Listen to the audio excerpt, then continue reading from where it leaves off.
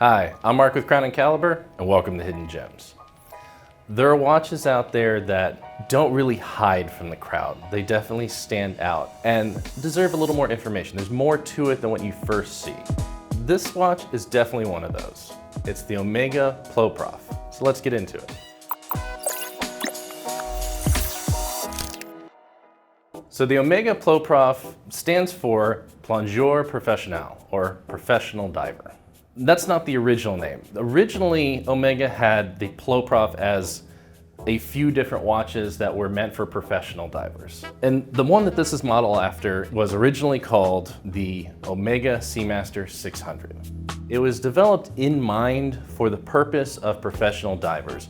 Not your weekend diver that wants to go see some beautiful reefs, but the ones that had to work in the oceans, that went down in a diving bell, spent days at the bottom of an ocean, known as saturation divers that would work on oil rigs and things like that.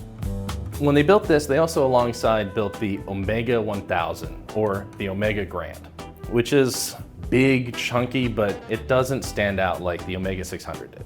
And when Omega decided, let's see what divers really want. What's the professional diver we've developed? We've developed two great choices, the 600 and the Grand.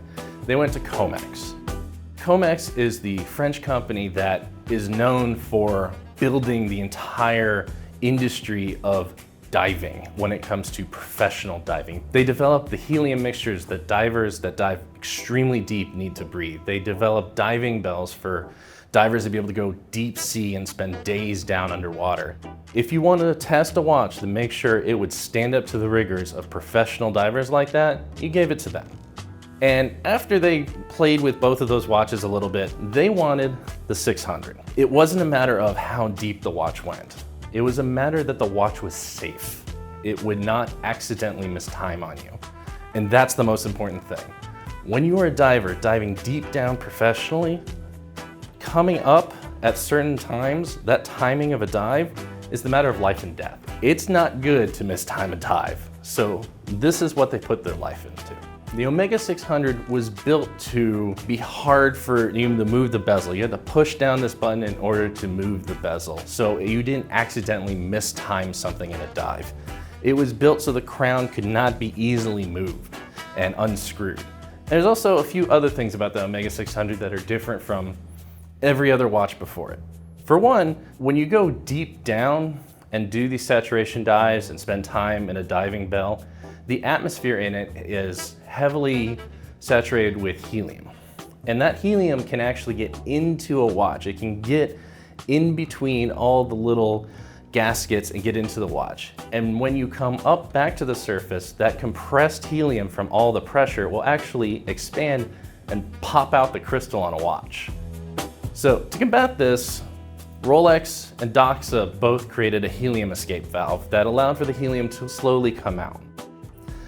But that also creates an extra hole in a watch, which is an extra place you have to make sure it's watertight. It's an extra failure point. When the OMEGA 600 was built, they built it out of one solid monoblock where there was no screw down back. Everything came in through the front, had double gaskets, and it was made so helium never got in. So you don't need a helium escape valve if helium never gets in the first place. The other thing is, when professional divers are down in the water and into salt water day in, day out, it eventually starts to corrode typical 316 steel that's used throughout the watch industry. It's scratch resistant, it's easy to work with, it's a fantastic steel for a luxury watch. But for a diving watch that keeps having to deal with the corrosive atmosphere, it will eventually eat away at the steel, and because of that pitting, it will no longer be watertight. So they worked with a company to create Uranus steel, and that steel that was resistant to the corrosive elements of deep sea diving later became known as 904L steel, which is famous because it's what Rolex makes all of their watches currently out of.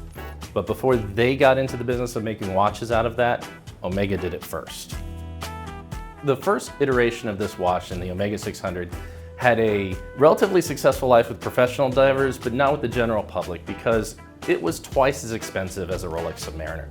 There's a lot that goes into it, a lot of research that went into it, and it was meant for a profession, not for the average public. So it also didn't last long. 1971 to about 1979 was the production run.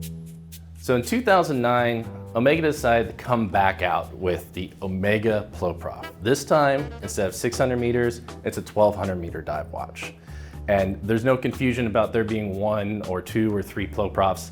This is the modern professional diver, the modern Ploprof. And there are a few differences between this and the old one.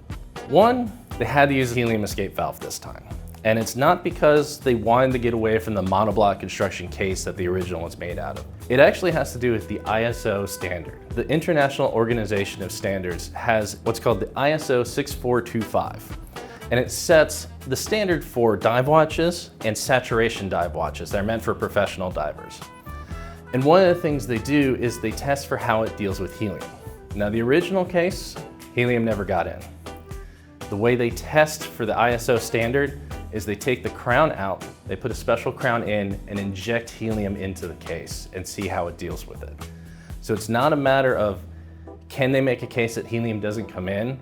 It's a matter of if you're going to reach this international standard to say it's a professional dive watch, you have to have a helium escape valve. It's a little unfair to the original design, but Omega, I think, did a great job of hiding the helium escape valve so it feels almost natural, like it was part of the case to begin with. There are a few small size differences in this watch from the original. The crown guard is a little bit bigger and protects the crown differently than the original, and it creates a 55 millimeter across case, which sounds gigantic. It's kind of number that makes a Panerai look small. But honestly, lug to lug, it's 48 millimeters. That's the same size as a Speedmaster Professional. It wears easily for even smaller wrist size. It is an easy daily wear watch, even though it certainly doesn't look like it at first. The other thing they changed on this watch was it's no longer the 904L steel. Starting in 2017, they made this watch in titanium. And you might be wondering why they didn't do that originally, because titanium is resistant to corrosion, it's lightweight, it's a big watch where titanium still feels the heft of the watch. It's because in the 1970s, when they were originally building the watch, titanium was very rare to come by in an industrial setting.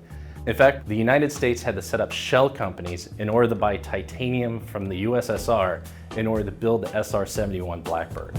So when the US is buying up all the titanium to create some pretty interesting spy planes, it might have been hard for Omega to create a watch of this size at scale. There's something about a watch or anything that's built for a purpose. It cares about the function first. There's something about this purpose-built item. And even the original one was worn by a guy named Gianni Agnelli. I got this. Gianni, with a very Italian last name that I am not going to attempt to butcher because we've already tried multiple attempts. And Gianni is not just an Italian guy. He's the guy that owned 4.5% of the entire Italian GDP, ran Fiat, owns Ferrari by the time he passes away. This is the Italian industrialist that is known throughout the world for not just his business prowess, but his style. This guy pushed boundaries. And if you're him and you want to stand out and you want to say, this is me, what do you wear? You wear an OMEGA Ploprof over a dress cuff, because nothing says I am me and this is my style more than that. That's amazing. That's the kind of statement piece this watch is, and it's what modern watches are. We do not use them for tools like they were originally meant for. We instead use them as part of who we are, part of our style. We use them as a statement piece. They speak to us either through the art or the mechanics of it, or just the brutalism of their purpose that they're originally made for. I think the Ploprof is more than just a watch. It is a watch that is built without regard. And for me, all of that makes the OMEGA Seamaster Ploprof a hidden gem. So I hope you enjoyed learning about the ridiculous watch that is the OMEGA Seamaster Ploprof. If there's any other watches out there you think deserve a little more time, let us know in the comments. See you next time on Hidden Gems.